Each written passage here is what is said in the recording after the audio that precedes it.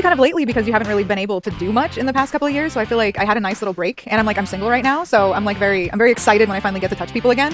It's been a minute. I feel like I'm starved. How long have you been single for?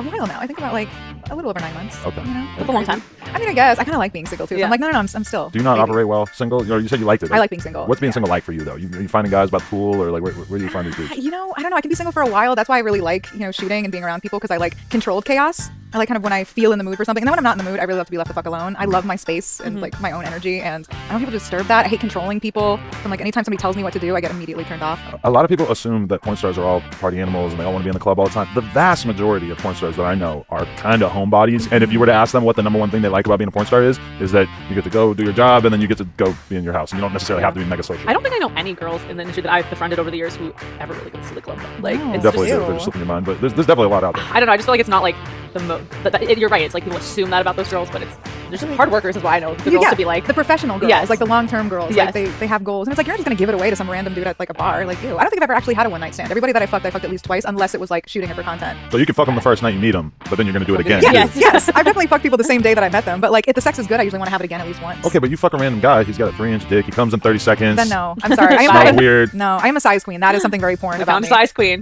Is that Very odd bad? Some one. people don't like that. Adam hates that I'm a size queen. Well, she's just been freaking out about this Jesse Williams guy's dick getting leaked. I haven't seen it. We're not I'll show you gonna- later. Okay, no, yeah. Let's not get into it. It'll be Okay. old news by the time this comes out. Show me dick. What year, or where are you from? Let's start there. I'm from Boston, Dorchester, really. Whoa. But I've been around. Been around the block in Massachusetts too. Wow. Yeah. Ever been? Probably the most famous porn star from Dorchester. I'm gonna go on a limb. Probably. I'm from Nashua, New Hampshire. Oh, nice. Right. New Hampshire. How you doing? Where are you from, Lena? Me, I'm from there. here. Oh, you really? Yeah, I wanted you to start talking in a Boston accent right back to I her. know, I love I'm that. waiting for it. I'm like, give it to me. Listen, like I grew up talking the way that I talk. I don't like to necessarily like stigmatize the local I know. dialect because so many people like to make fun of it. And Did you really talk like that growing up? Well, to be real, I don't barely even notice it because it's just super fucking normal to me. And I notice, especially when I hang out with people from New England, that it just comes out way more intensely. But I don't really like to parody my culture, you know? My people. That'd be like, you're like, oh, you're from Africa, and you start doing a bunch of.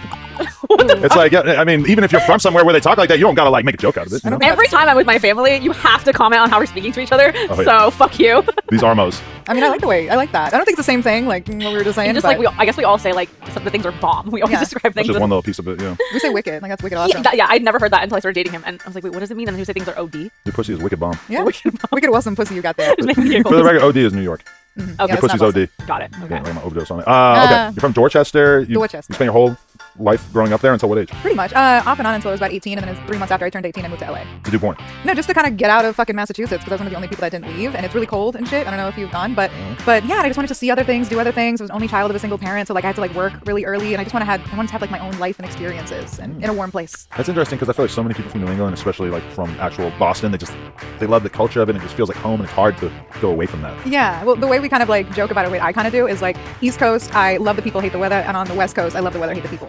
Do you really? Not really. You're from here. No, I Really, swear. really. I mean, it's okay. It's like already a stereotype of LA. I'm not going to hate on you for it. Yeah. But how long were you in LA before you got into porn? Like, how long could you stay a normal person? Well, I started stripping at 19. Oh, So okay. I started in And that was sex work here? at 19. Yeah. And were you hoeing around while you're still in Boston? Not really. Oh, people don't believe me, but I was a virgin until I was 18 and moved out to LA.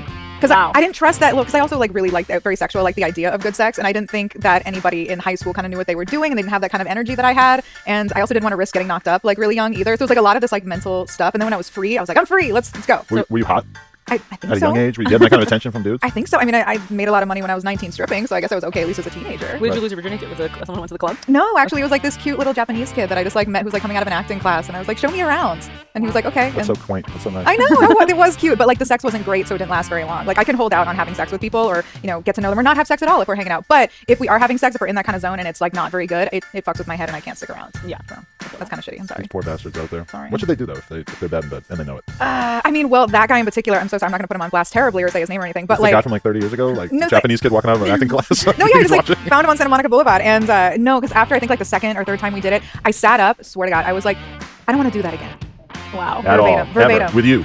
Yeah, I felt kind of bad about saying, but that's exactly how I felt, and yeah, we didn't do it again. But you knew even with your little experience like what good sex was supposed to be like. Because Yeah. I feel like when I lost my virginity, I knew it didn't feel good, but I don't think I would have known how to have made it better. Yeah, I think know? it's just about feeling good. Yeah, Yeah. like if you don't like feel that energy, Yeah. if you're not like really intense with it, or like really have this connection, or I don't know. I also like when people get like really sweaty and like really like into it and like all over each other and like you're exploring each other and experiencing. I'm not very good when somebody's very tentative, but I think he might have also been a virgin. So I think I don't know. It wasn't his fault. It wasn't his fault. I'm sorry. It was me. Another thing is you're listening to a bunch of grown ass people in their 30s who basically have had sex for a job, so we have a very certain outlook on it. If you're like 18 and your first sexual experiences are awkward, that's to be expected. Like, Yeah, you know, of course. this is the kind of thing that it's going to take you a while to get any sort of control over. And most people are really not meant to have sex on camera. So you shouldn't hold yourself to that standard necessarily. I have yet to hear like a really fantastic losing my virginity story. Me too, honestly. You know? Yeah. No one describes it in any sort of magical way. Mine was terrible. I don't even know if I've ever talked about mine on camera because it was so bad and it just would be a whole thing. You want to tell us? Yeah, No, We can become therapists I'll do it for right your away. channel on your podcast. Oh, okay. My first time in porn though was like really fun. The first few times I had sex on camera, super easy, super fun. Like, So you put a complete amateur with a pro, all of a sudden you start having a good time. yes, yeah. So how did you get there? How did you get into porn? Stripping first for a few years, really like that. Started doing like the teasy bullshit for like Playboy TV, and then I started doing cam work for their cam company. And then in there, I started doing like softcore and girl, and then I'm like, okay, if I'm gonna do this, I really want to like do this. And I was always kind of interested, and yeah, so it kind of went from like the girl like TV shit to let's do some porn. I contacted my own agents. I just like walked in and I'm like, I want to try this out. Let's see how it goes. So you never at any point felt like it was out of your hands or you were being taken advantage of. You were always the one taking charge of the situation. Yeah, I mean, I honestly take a lot of pride in that. Like, I walked my own ass into the strip club when I was 19. I auditioned. I called my own agents when it came to fucking like getting into fucking. Yeah, no, that was all my shit. I didn't have a boyfriend anytime I started doing anything. It's in sex usually work. the boyfriend's like the gateway into these things, so that is pretty surprising. It's a little bit different of a story. The pseudo recruitment. Yeah. Like, no. You do talk to a lot of girls who basically at 18, 19, 20, like very soon after they become legal, they just know. They know they're meant. They don't mind having sex in front of people or they don't mind being naked in front of people. And they just like, we've talked to a lot of girls who just kind of know at a very young age. And that's kind of crazy. Yeah. I had never in my life considered it as like a job possibility. I didn't. We talked to a lot of women too who like didn't think about it until they were like 38. And they were like, fuck, I want to do Yeah. porn. Yeah. How did you get into shooting content? Or you guys together? I don't know this at all. We had met, but right before I started doing the private Snapchat thing. But like we met because I had like a good amount of followers on Instagram. And I was just posting like, you know, bikini type photos. But I'd never considered it. It was more like my fans on my small page were like, hey, I would pay for your nudes. And then, so Yeah. then it was like, oh, maybe I should make nudes, you know. But I feel love like a lot of girls get into it like that now, or it's like the opposite where they know that girls have OnlyFans, so then they try to get followers just to make an OnlyFans. Yeah, that is kind of the new thing, Yeah. right? Like kind of being semi-safe just to see how big you can be safer work to like get over to that not safer work. Yeah. Well, especially because it feels like growing on Instagram while also posting like promiscuous looking stuff is so dangerous.